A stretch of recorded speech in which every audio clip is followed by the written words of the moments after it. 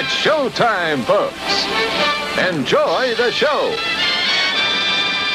A fine Saturday morning to you.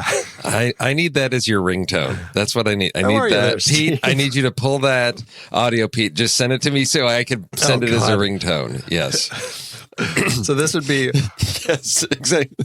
this would be your phone ringing. A fine Saturday morning to you. A fine Saturday morning to you. A fine Saturday morning to you. Yes. A fine Saturday morning to you. But it's, I think it's you would fun lose your mind. to do those custom ringtones because my brother works at a used bookstore in LA, and one of the guys there, just as a as a goof, just things they do, to keep themselves entertained. He was casting, employees, what their role would be in different movies. And so one of them was, what was it? A View to a Kill. And so he said, oh, my brother would be Max Zorin, the, Christopher Walken character. So I was like, okay, so I've got that opening riff of the Duran Duran song as his ringtone.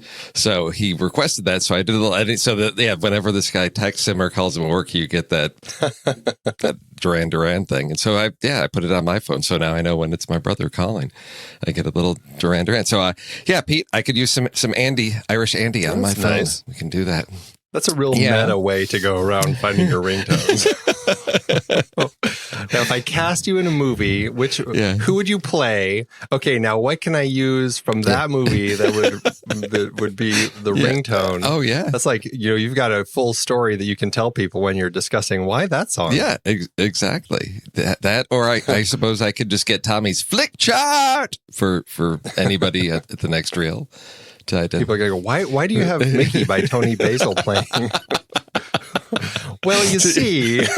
See, Andy's Irish, and Mickey is an Irish name, so... Well, welcome to Saturday Matinée, everybody. This is our Saturday show where we get together and chat a little bit about movies, and we do lists based on the movie we're talking that week, and movie news, and trailers, and all sorts of good stuff. This is a show that's released to our Patreon supporters, usually on Saturday or right about then, and we've started a new thing where it's going to our main feed as well, but that's more like Monday, so you can still have a chance to check it out. And if you want to become a Patreon supporter, you can head over to thenextreel.com/Patreon, and you can download actually all of the back Saturday matinees. Those are all free. They're all there on our Patreon feed, so you can kind of listen to all the episodes. And if you want, you can support us on Patreon. We would certainly appreciate that. Well, let's kick things off. How's your movie week been this week, Steve? It sounds like you've had a pretty busy week. It's been a busy week. I don't think I'll have to go back into my letterbox. I don't think I've done anything. I'm letting Ray down on our Criterion piece because the film that's I'm supposed to be watching. Well, we're trying to do 2 a week, and the one that I left over from last week is we're doing the Jack Cardiff cinematography piece, which was great when it was the Archers, Powell and Pressburger. Those, that was great. But some cinematographers, at some points in their career, they're working on films, making them beautiful, but the quality of the film itself was a little iffy. And this is one called Fanny, and it's like this love triangle thing, and I just could not get into it. I tried, but he posted his review, and I'm like, okay, it's 2 hours and 15 minutes. And after 15, I thought, I don't know that I can make it through this, but it's one of my things that I'm going to try and do this weekend is to get through that. But yeah, this week just haven't had time for anything, even TV, because I'm, all the shows, and it's, Yeesh. Nothing. What about you? It hasn't been a big week for me. I've been really I've had a lot of other things going on in my life as well. And largely what I ended up doing was spending a few too many nights trying to watch bit by bit. I'm continuing my Robert Redford chronological viewing, and I finished the 70s last night for him with The Electric Horseman. Okay. I finished it a couple nights ago, and I really liked that movie. I had heard the name. I knew nothing of what it was about, but I finally got a chance to watch it, and it's Redford again paired with Jane Fonda. I think this was the third or fourth time that they were in a project together. Okay. And I love that pairing. I think they're great together. So I really enjoyed that one. And so it's been kind of like I said, a slow week. I haven't gotten to a lot, but I did really enjoy that one that I did get to watch this week. And now I'm moving with him into the 80s, starting with I guess it'll be his directorial debut, Ordinary People. So it'll be nice to revisit that film again. Okay. I haven't seen it in ages. The 80s. Oh, that's an interesting era. Well, Redford's 80s films are, largely it's not going to be too painful of a watch, because I think for the most part, I'm like, I feel like I've seen most of them, and of the ones that I've seen, I remember liking. There's a few in there like I'm curious about, like, what am I going to think about Legal Eagles after all these years? I was just going to say that's Yes. one that I wonder about. But it might not be as bad as I'm thinking. But I've got Brubaker, which I haven't seen, The Natural, Out of Africa, Legal Eagles, The Milagro Beanfield War, Havana, which I haven't seen. Well, I think that's either late 80s or early 90s. So then that takes me up to Sneakers. Oh, so yeah, it's a decent little run of projects there. Okay. Yeah, and he's done now, right? He's retired. So you have an actual endpoint on this chronology. Right, exactly. Old Man and the Gun. Yeah. Was the end of it for him. And it's funny, I've watched 22 movies so far, and I've only finished the 70s. So. Yeah, he's one of those guys. Busy man. But I mean, it's kind of interesting because you're going to get up to recent times, and you're going to cross back into the whole Marvel universe again, right? With him. So technically, I think I get to finish with Endgame with his cameo. So that's a fitting way to kind of end all of this. Yes. It's my personal Redford Endgame that I'm going to reach at that point. Maybe you're going to have to be careful if you take on more of these chronologies, because the Marvel universe, everybody's there. You're going to get to a point where you're like, I got to watch this Marvel movie again because everybody's in Endgame or Infinity War. Yeah. Do your Chris Evans chronology. Right. Yeah. Oh, okay. Yeah. Well, I've got so many going on right now. I think I'm okay for a while. I've got this. I'm redoing Hitchcock again. I'm up to Rope, and so it'll take me a while. Plus, I'm trying to catch up on Best Pictures, Best Foreign Language film nominees, and I don't know. I have over on Letterboxd, I track all these active lists that I'm actively working on, and it's like, geez, when am I going to get to all these movies? Like, this is, I look at this, I'm like, well, this will take me the rest of my life to just finish these ones. Well, I mean, that's a smart plan, because it sort of prevents what I end up doing is I'll be like, I want to watch something, and I'll, look at Netflix or Hulu, and I'm just scrolling through, and my wife just stares at me like, are you going to spend the next 20 minutes trying to figure out what you want to watch? You've got a couple of lists to go through where you've got some options. Do I feel like a Robert Redford? Do I feel like a Hitchcock? It helps sort of narrow down your selections and options there versus me just, well, what's new on Netflix? What's in my list? Do I feel like that? Maybe I need to build some more lists like that. You should. You really should. Things that you're actively working on. Because it does help me. Because, it keeps me focused on, and it really helps picking things. I'll still, there will be those days where I'm just, staring at my movie options that I have at home for 10 minutes going, what should I watch? Oh, I can watch this. Ooh, but I can watch that. But I can watch this. And that's, I don't know if it's ever really that helpful, but it still happens. But still, it looks like I've got, with all the best... let's see, Robert Redford. I've got the Best Pictures. I'm still trying to catch up on a few of the TNR shows, the Best Foreign Language films. I have just a list that I call friend requests and random ads of just a bunch of movies that people say, oh, you really need to check this out. Yeah. And I try not to add anything more to that, but inevitably somebody recommends something. I'm like, damn it, I have to add something else to that one. And then Best Animated Film nominees. So... And that one I'm stuck on 2. One is a recent one, The Breadwinner, which should be an easy watch. I just don't know. I'm not making time. And the other one, I just feel like it's going to be probably the most torturous one I have to watch, and that's Shark Tale. Oh. So, do I really have to watch that one? Oh my. But it'll be off the list, and I won't have to think about it. It's an easy one I can sit and watch with the kids. I'm not too worried about it. That's true. Yeah. Well, should we talk movie news?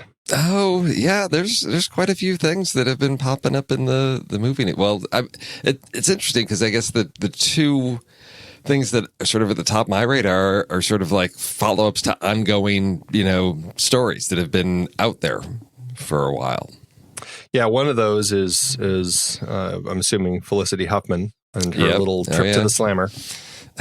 14 days. It's like a vacation. Yeah, some of these celebrities and the way that it ends up working when they get these little slaps on the wrist. It's like, Yeah. Yeah, I haven't heard what the status is of what's the other actress who was involved in this?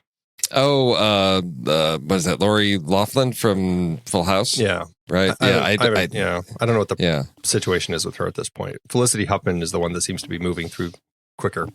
Yeah, I think a more fitting punishment might be like forcing them to, casting them in a movie that may be detrimental to their career for a significant amount of time. That's something that's actually going to hurt, We're we're going to put you what's that studio that does like the knockoffs? What is that one? Where it was what was it? Atlantic Rim instead of Pacific. What is that studio? Starts with an A. I can't remember. Asylum. Asylum. Yes. Yeah. Have her. Yeah. Her punishment is she's got 3 Asylum films she's got to do. And then we'll see what happens. That's appropriate all those punishment. Poor asylum actors, they're going to be put out of work, Steve. Oh, geez. Okay. Can't win. I'm surprised Kevin Spacey hasn't made the move over there. Oh, yeah. Well, that may be coming. We have to keep an eye out for that. Oh, yeah. There's a series for you. Actors whose careers have forced them to work for the asylum. Yeah. There's a reason it's called The Asylum. Yes. Wow. So that's going on. And then the other thing that I thought was pretty interesting is Moviepass has announced that they are shutting down.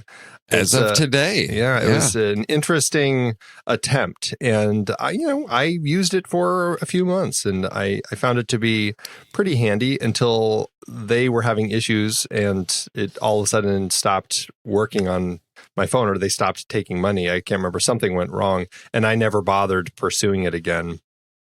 And as it turns out, I didn't really need to because, they tried. And unfortunately, I will say, if nothing else, it was a great idea.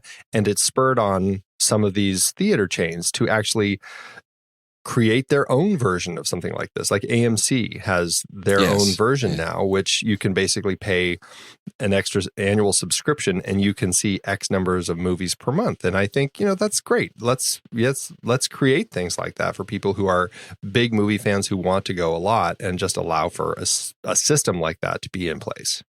No, it's one of these things where at first it sounded too good to be true, but then you realize in this era, if something is too good to be true or seems like it's free, then chances are you are the product yourself, and they're harvesting all of your data and information. And I think that's my understanding is they just couldn't find a way to monetize what data they were collecting in a way that was going to benefit them for, if they're allowing people to see movies for what was it, $10 a month and taking that information. I think the data set may have just been too small. I did watch, maybe it was 2 weeks ago, there's a documentary on Netflix called The Great Hack about the whole Cambridge Analytica Facebook thing. And they talk about, they have like 5,000 data points on each person. Well, Moviepass doesn't have that volume of data that they're collecting. It's, maybe 3 or 4. And I think maybe that's probably the issue is there just wasn't enough info about their users to make it worthwhile for anybody to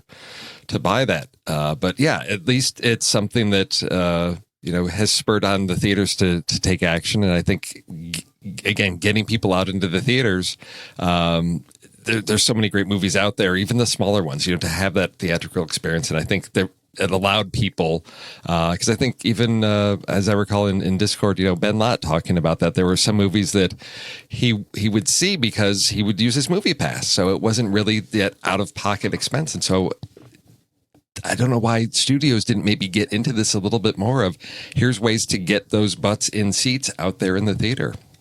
Yeah, I mean, I obviously I think that the whole separation between the studios and the distributors probably is the reason they didn't, but still, it does make sense.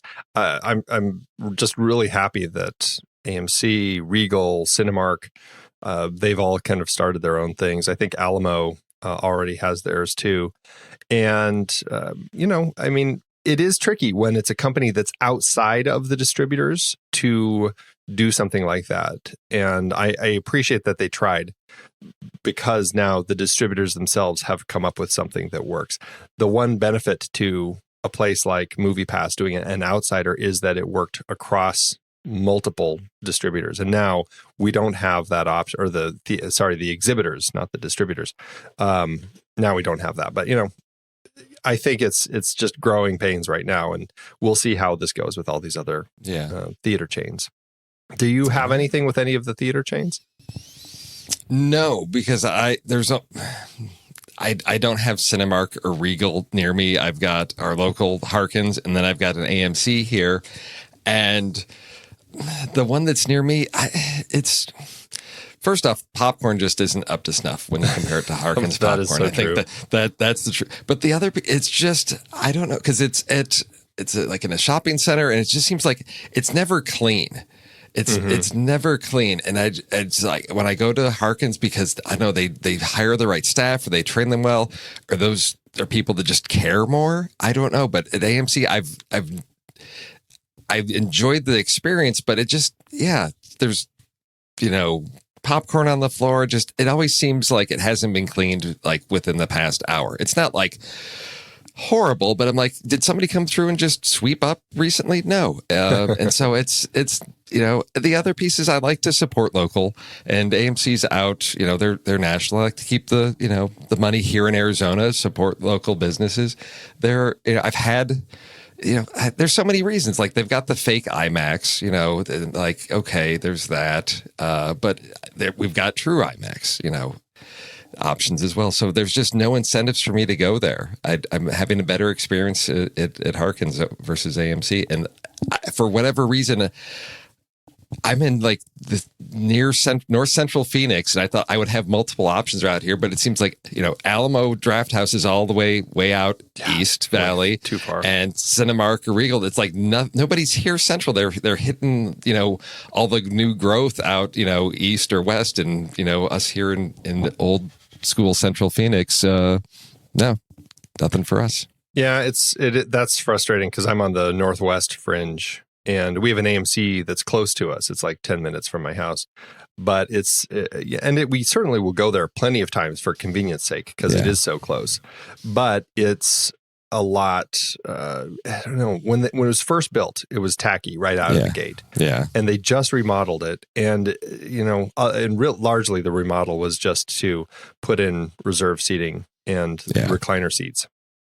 But it's like, they didn't improve. It still is like, it feels kind of just dumpy all the time. It always feels like a B-level theater. And I'm like, right out of the gate, you should have made it better, but it's not. And so that's frustrating. If we want to go to Harkins, it's usually 20 to 30 minute drive for the closest one. Oh, but they are far better theaters, There also is an AMC with an IMAX screen that we will go to that's about a half hour away, that we'll go to that one also if we want to go see an IMAX, even though it's a LIMAX, but honestly, it's a seriously big screen. So it's like just a little white LIMAX.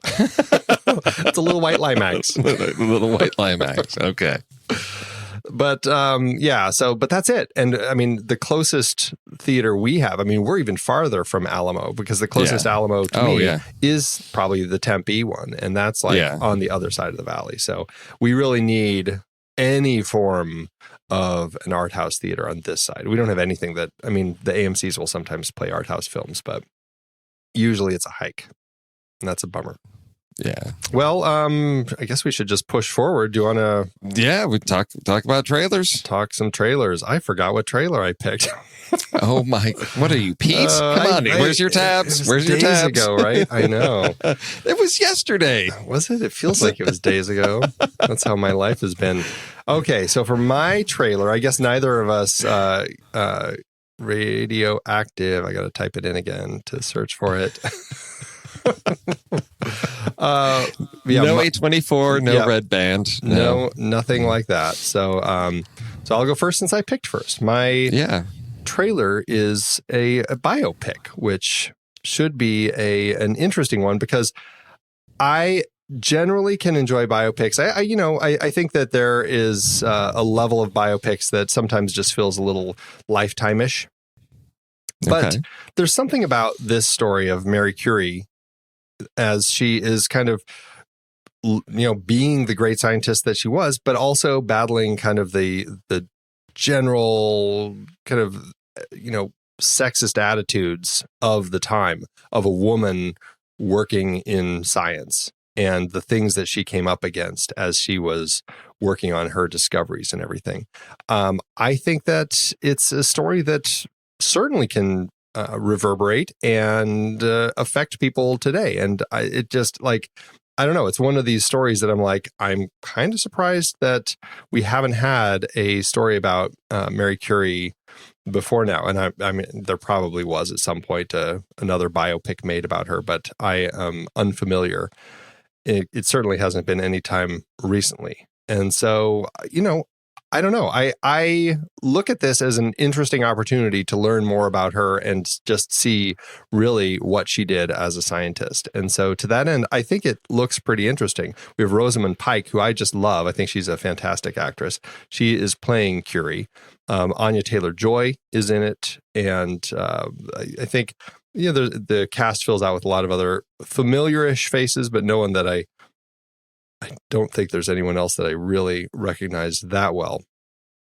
Well, other than her husband, I guess. Sam Riley is playing her husband, and he's been in Maleficent and Pride and Prejudice and Zombies. Yeah. And he was in that On the Road, another biopic. And so, I think that it's something that, it looks like it could be good. Is it possible it's going to stray down that road where it's a little too familiar as just kind of a straightforward Lifetime biopic? It's possible. I'm not that familiar with the director. I don't know, is it Marjani Satrapi? Right. Other than Persepolis, which I found to be a really unique film. And actually, I think we do as a trailer pick a while back another of her films, like Chicken with Plums sounds familiar, but maybe I'm thinking of a different one. I don't know. I don't recall Chicken with Plums. That was 2011, so I don't know. Yeah, I doubt it. I don't think that was it. See, now, and Persepolis is one that I haven't gotten around to seeing. So it's a great autobiographical story. I really enjoyed the way that it was done. It wasn't like the greatest story ever, but I think it's largely just how it was told that made that work so well. So to that end, I found it to be really interesting. She also did The Voices. That was a movie that I don't know. I questioned a little bit. That was the Ryan Reynolds comedy vehicle where all the animals, I think, are talking to him or something like that. Do you remember that one? Vaguely. It's one of those where I thought, it looks like there was like a gap between when it was filmed and when it was released. Like it was something that was filmed and then shelved, and then all of a sudden, like, oh, we got to capitalize on Ryan Reynolds, and it seemed like an odd one, the tone of, because isn't it like the pets are convincing him to commit crimes or something like that? I mean, IMDb says a likable guy pursues his office crush with the help of his evil talking pets, but things turn sinister when she stands him up for a date. Okay. So I guess that says everything. Yeah, that's all I need to know. But I mean, Radioactive, I'm sort of in the same camp you are with that in terms of, biopics are tough because they tend to, there's a certain, I don't know, progression that happens, that's somewhat predictable.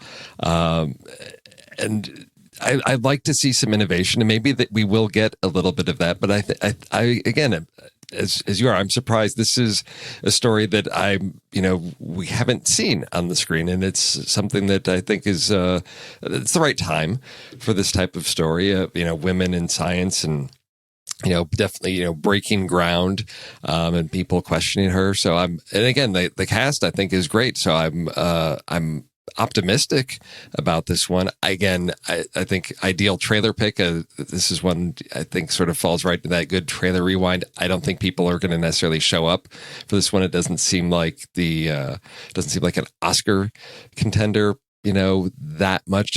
It could be the way the trailer is edited together. It seems interesting, but nothing that's really making this a must-see for me in the theater. It was a short trailer, too. It was less than 2 minutes. So at first I was like, oh, maybe it's just a teaser, but I don't know. And just so everybody knows, there have been at least 2 other stories about her made as films, which I'm looking at right now. Greer Garson and Walter Pidgeon were in the 1943 Oscar-nominated film Madame Curie, based on her life. Okay. And then in 1997, there was a French film made about her called Les Pommes de Monsieur Schultz, or Schutz. So, yeah, so there you go. If people, maybe we should do a Curie series. There you go. We can just watch story after story about her life. Oh, my goodness. That one, Isabel Huppert played Curie. Okay. Let's see. This film just actually is premiering. It's having its second play today at the Toronto International Film Festival. The first one was a week ago. Today's its second run.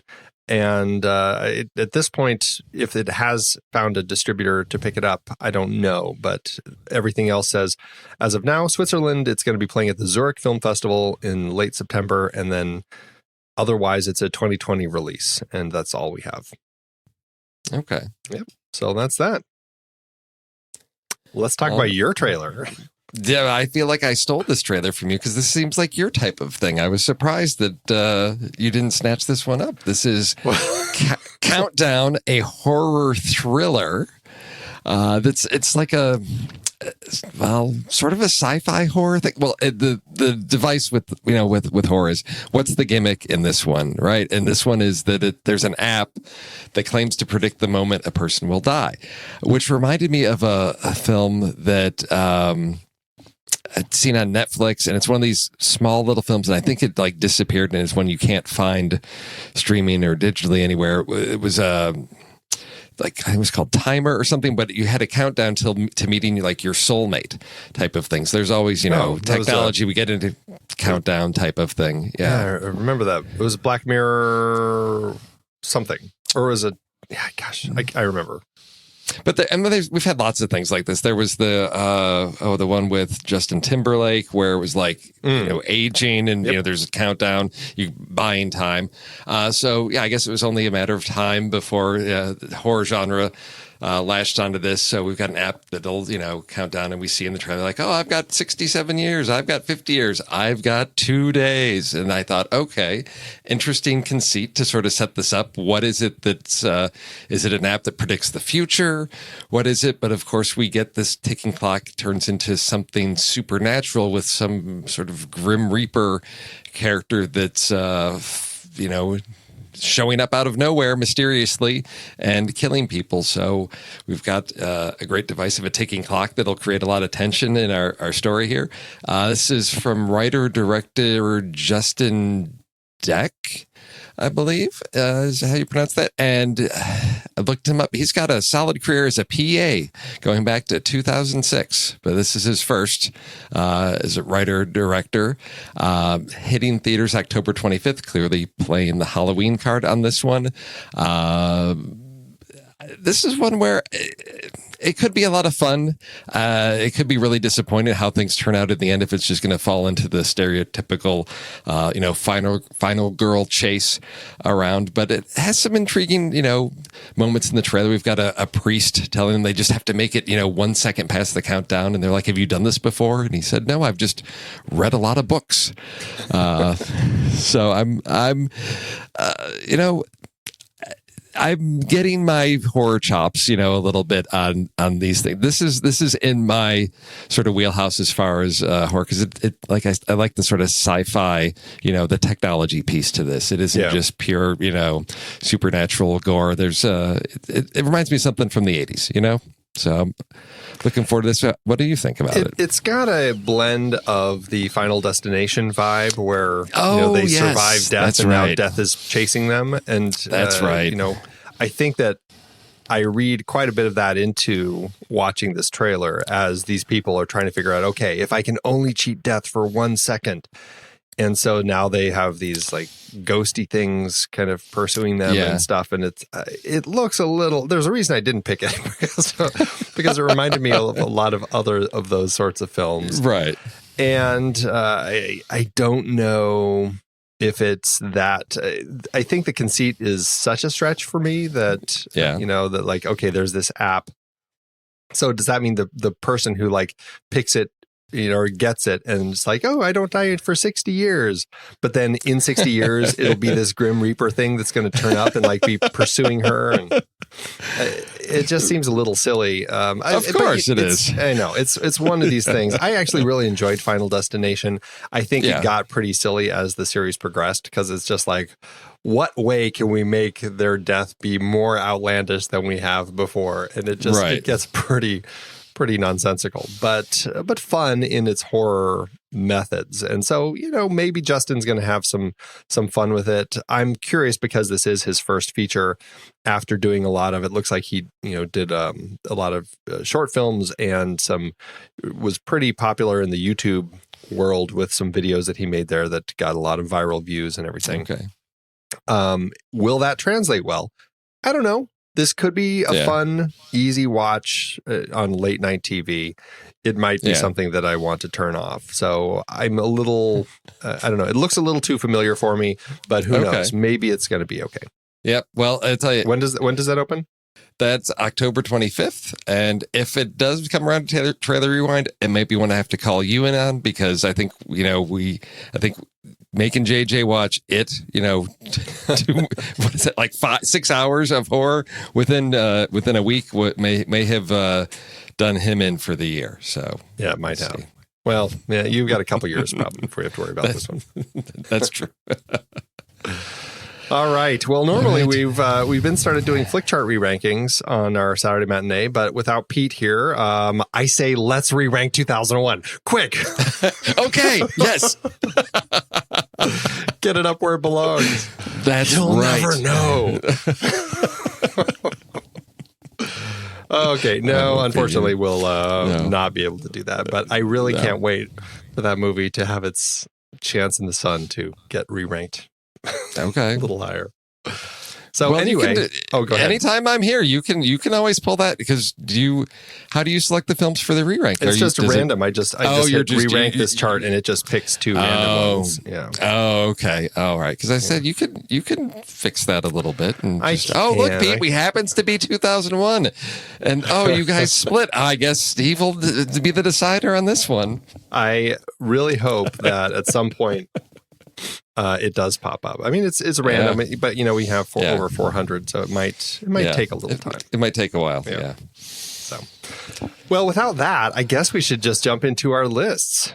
Oh, the proximity alert list? Is that what we called it? Proximity alert? Proximity alert. Weep, weep, weep. Yeah, so every week on our Saturday matinee, we do a list. We put a question, a poll up in our Discord Show Talk channel where we ask our listeners, what should we talk about for our list this week? It always is in relation to the movie that we released on the main show that week. So this week, we released our Robin Hood 1991 episode directed by John Irvin, which conveniently came out the same year as Robin Hood, Prince of Thieves, the Kevin Reynolds film. And because of that, we come up with some options for our poll: troublesome accents, proximity alert, similar films released near each other, and the stupid thing for love trope. And our listeners picked proximity alert, similar films released near each other. So that is what we did. We each picked 3 films, and we are going to talk about them right now. I guess that means I get to go first, isn't it? first, don't I? Yes, because your trailer went first. You get to go with list first. Yes. All right.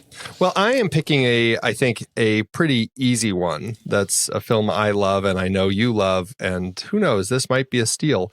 But it's something that I rarely think about as far as a proximity alert type of film until I was kind of looking back at films that did come out near each other that are very similarly themed.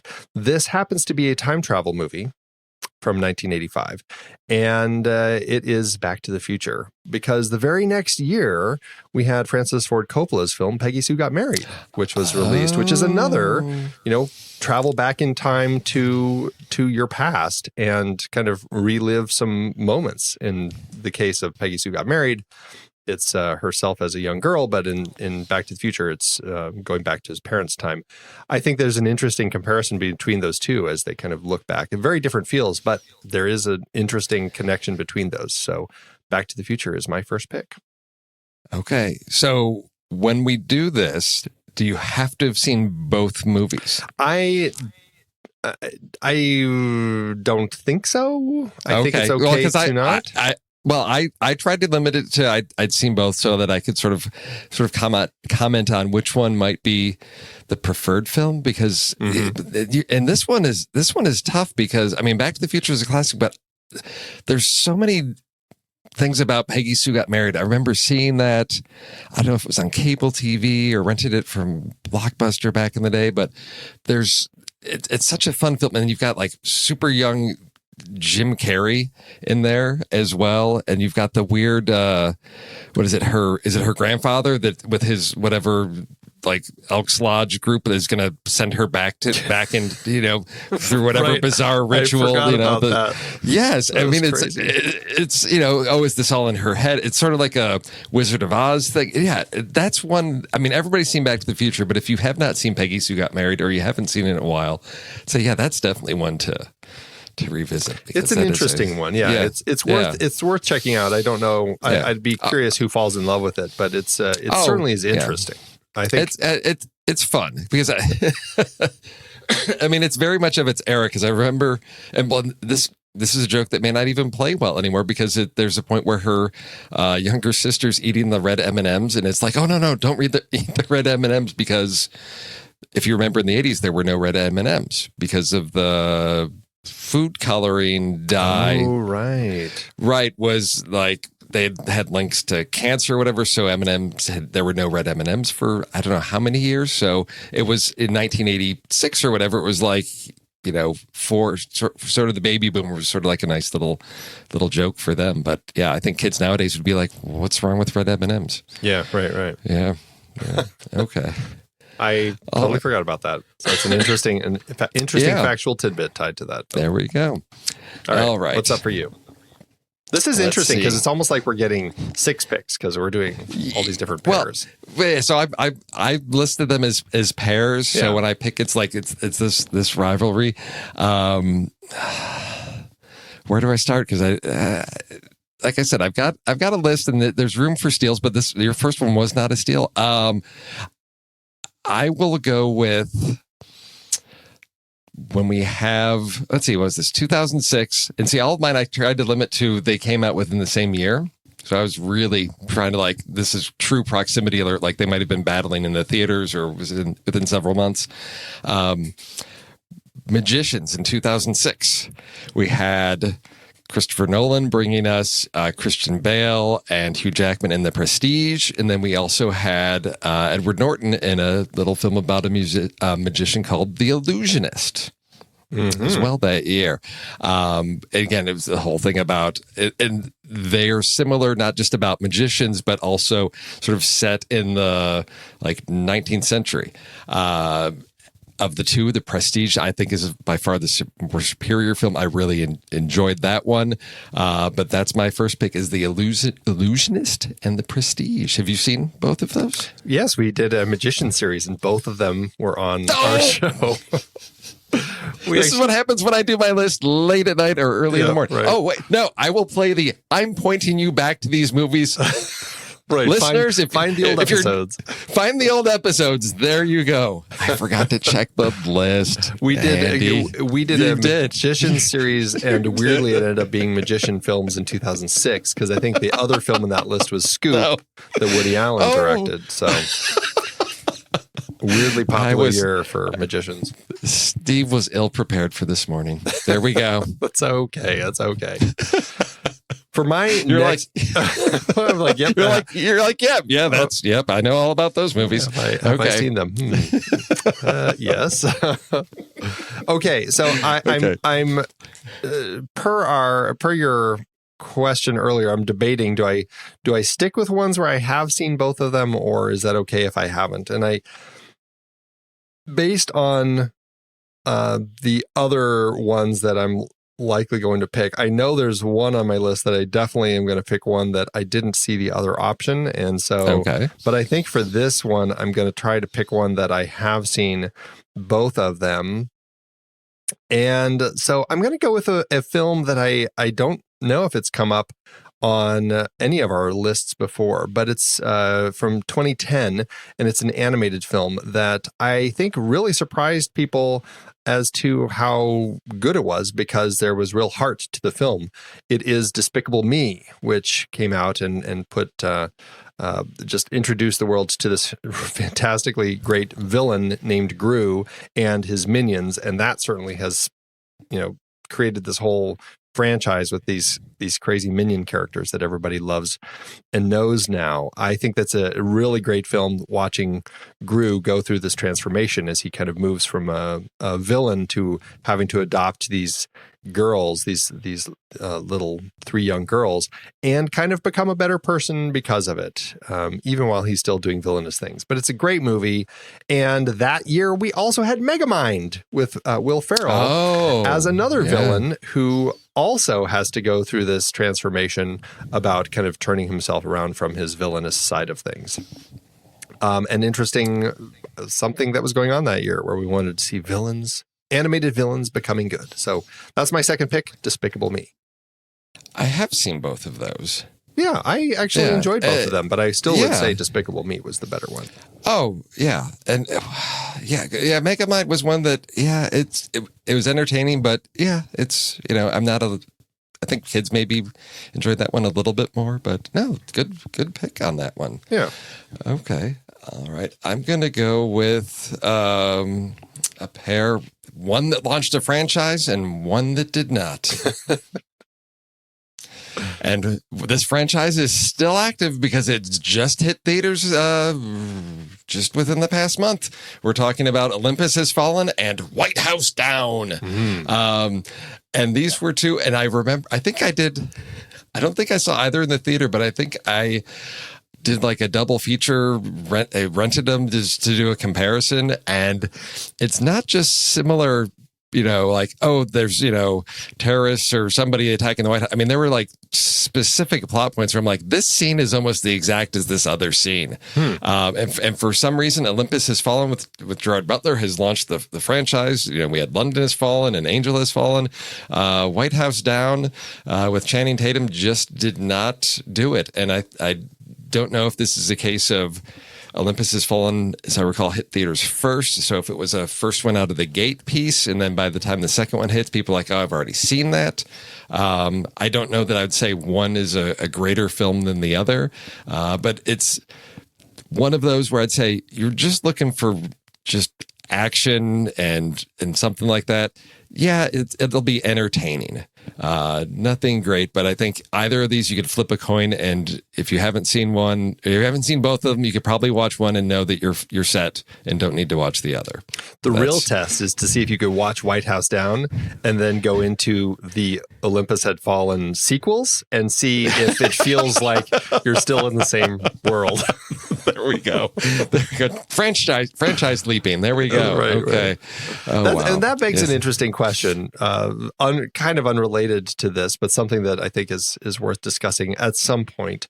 When does a sequel or trilogy all of a sudden turn into a franchise? Like, would I feel like is it too much saying the Olympus Has Fallen has kind of created a franchise, or is it just spurring sequels? Like, it's not like there's merchandise or spin-offs. Like, when's the transition to franchise?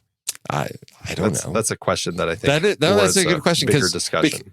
Well, and I guess that I have to be accurate in my terminology, because when I first saw the trailer for Angel Has Fallen, I forget what I was seeing in the theater. I thought I'd forgotten about Olympus Has Fallen. I'd forgotten about Olympus Has Fallen. I'm watching this. I'm like, I've seen this movie before. Like, yeah, Gerard Butler's like the Secret Service guy. And I'm like, oh, wait, this goes back a couple of years to these other movies. Because I had completely forgotten that they were, and maybe it is just sequels, maybe not franchise, because it hasn't garnered that sort of reach into other areas. So maybe it is just sequel. Yeah. Burger King's not selling cups. Yeah, and they're Happy Meals. That's the rule. If there's something at a fast food place, you've hit franchise. That's when the line is crossed. Okay. All right, for my final pick, I have not seen both of these, but the one I have seen is one that I really enjoy, despite some people finding issue with it. But it is, in 1989, we had two Cops with Dogs movies. K-9, yes, with Jim Belushi, and the other one, which I really do enjoy, Tom Hanks and his wonderful dog in Turner and Hooch. I think that movie is just fantastic. I think that there are some just total memorable scenes from Tom Hanks's past that I think are well worth watching. When the dog is just shaking itself, it's got the drool hanging out, and just all of that stuff. It's so much fun. That's a great dog to pair up with the over anally retentive clean cop played by Tom Hanks. And it's a fun movie. It has its issues, but largely I think people were upset with the way that it ended because of the spoiler alert for a movie from 1989, the dog gets killed in the line of duty. And I don't think audiences wanted that. They wanted a happy movie, but that's okay. I still really enjoyed it, so everybody needs to go out right now and watch Turner and Hooch. No, it is. I've only seen that one. I did not see Jim Belushi and K9, and I think you're right. It was. People weren't expecting. It's Tom Hanks. He's that silly guy. This is a PG movie, and look at the slobbering dog, and to take that turn in the story really caught a lot of people off guard. But I just watched it again, maybe like 3 years ago or whatever, because I thought, I don't remember a lot of it because it had been, like 20 something years. But yeah, it's very much of its time in terms of, film, but it's Tom Hanks, and it's a fun story. It is a lot of fun, and I definitely, people need to go out and see that. You don't need to bother with Jim Belushi and K9. I'm sure. I'm sure. Never seen it, but I'm sure. I'm pretty sure. And interestingly, if we take our IMDb star rating, K9 is at 6.0, Turner and Hooch 6.1. Hey, look at that. So pick the better one, everybody. But then speaking of sequels, sort of, or franchises, we did have a straight to video follow up to K9, K911. Yes. 10 years later, 1999, going back to the well on that story because, oh my gosh, no, there's K9, there's K9 PI. There's definitely a thing going on here with Jim Belushi and dog cop movies. So it spurred on a whole thing, I guess. Yeah. I guess so. Don't know if anybody's seen them, but it's keeping him employed. Yes. All right. Okay, your final pick. My final pick. Saw both of these movies in the theater. They are similar in subject matter, very different movies. Saw the first one with family, big screen. It was I want to say not necessarily a traumatic experience. I had a lot of anxiety at the beginning of the first one. And then the second one had a friend that said, oh, yeah, I want to see that one because I think it's going to be as good as the other one.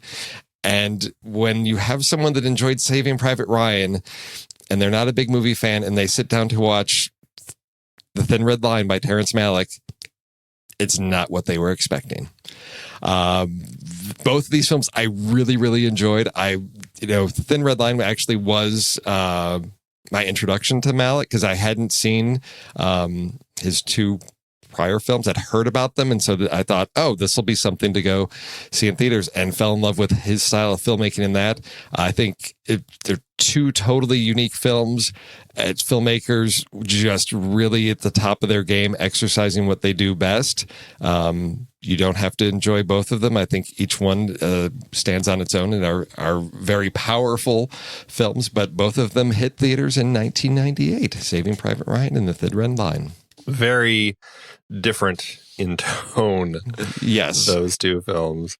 I'm not a big Terrence Malick fan, as you know. I know that. I think The Thin Red Line has a lot of interesting scenes in it and interesting things going for it. Mm-hmm. That more than many films with large casts, I found some of the casting choices distracting. Particularly John Travolta is the one that always stands out as like, what? Why is he in this part? That really bothered me. It was an interesting movie. It was definitely I did see it on the big screen, and that was certainly worth seeing on the big screen. It was an interesting one for the big screen.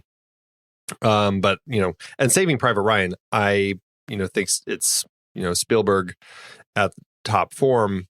It's not one of my favorite films. I think the story is a little Hollywood in some of its telling, but I still find the war elements really gripping. So I think it's a good pairing. Yeah, okay. All right. Well, I think I'm relatively pleased with the choices that we ended up with, because I don't feel like any of these were the oft discussed ones that always come up, like the Armageddon Deep Impact, the Mirror Mirror Snow White and the Huntsman, like those sorts of things that are always come to mind when somebody brings. That's right. The volcano in Dante's Peak. Yeah, exactly. Yeah, no, we hit a good mix of pieces here. So no, I'm happy with these lists. Yeah, I think we hit some pieces where, some that they may not have thought of, and maybe some films people want to go revisit and do their own comparison. Yeah, definitely. Yeah. Well, next week we're going to be talking about Mel Brooks's Robin Hood Men in Tights. So what should we put on the list for next week's choice? What poll options should we do? I feel like, parodies seems like an obvious one. Yes. That's a big one. Yes. What about director cameos? Is that too tricky? I feel like that might be a little too difficult.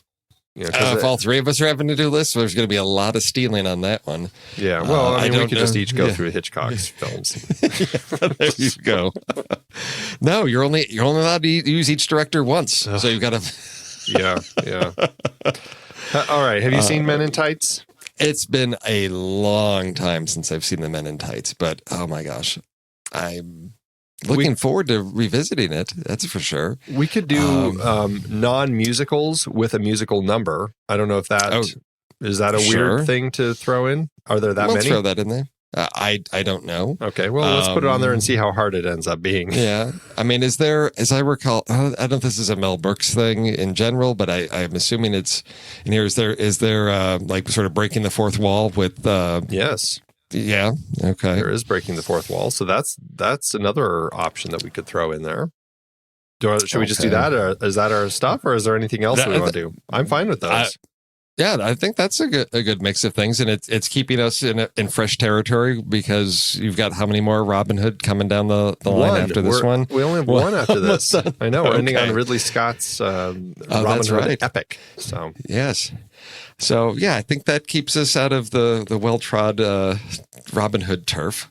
Okay, well, so we ended up with our options are parodies, non-musicals with a musical number, and breaking the fourth wall. I think that's a pretty good list.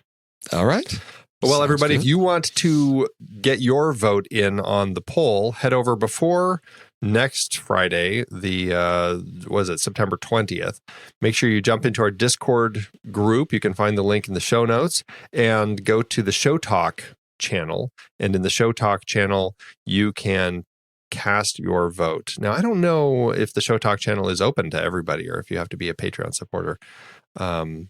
It might not be accessible to you, but I believe it's only the Patreon supporters in that one. So that level, yes. So the Patreon supporters can get their votes in. Everyone else, find a Patreon supporter and whisper in their ear, or become a Patreon supporter yourself. Exactly. Yeah. So that's it. Well, until next time. For those of you who are supporters over on Patreon, thank you so much. And everybody else, thanks for tuning in. Steve, until next time. Hondo.